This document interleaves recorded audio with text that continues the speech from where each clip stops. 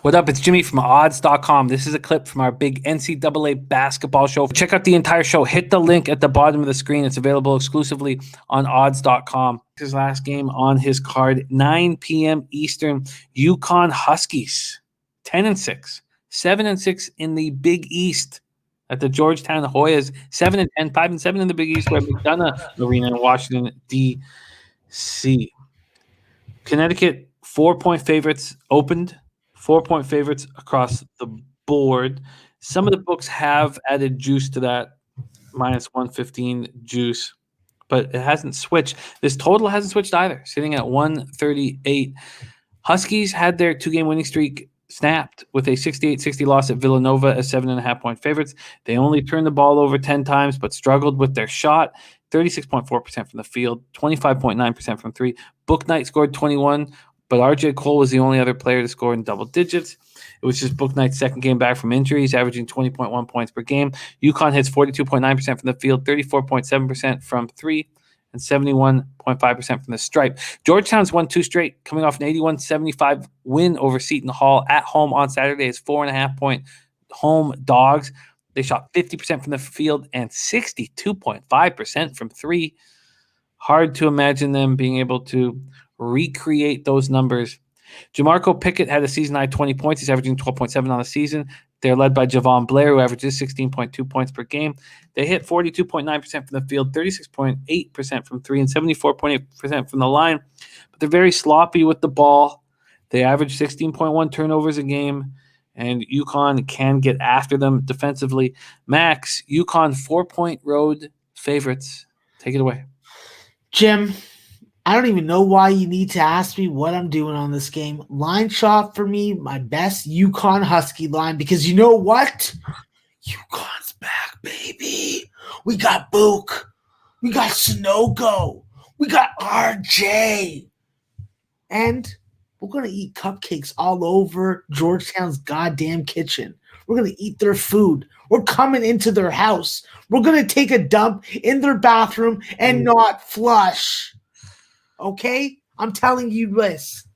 With Bouknight back, James just creates an element of confidence for everybody else. It's like when your pack leader comes back and he has that beautiful carcass, that gazelle, I don't even know, maybe that freaking water buffalo, and it's like time to eat. And that's what the Huskies are going to do. They're going to eat on Georgetown's goddamn plate. Listen, I got a lot of love for Javon Blair. I got a lot of love for ballers from the 6. It is a goddamn hoops factory up here in Canada, and Division I understands that. So does Georgetown. But this is UConn, baby. We're on a mission. We want to make the tournament. We want to impress the Big East with what we can do on the court, what we can do with recruiting. And our star, he's going to the NBA next year, so it's his time to shine. He's coming off the bench right now, which is perfectly fine. I like how Adama Sanogo and Andre Jackson are getting some minutes late in the conference season.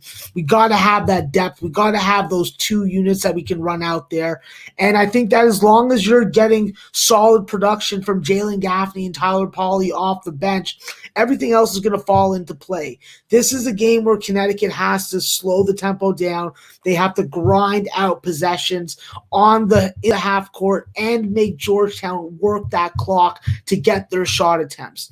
You're not going to have a disadvantage when it comes to size with Wahab.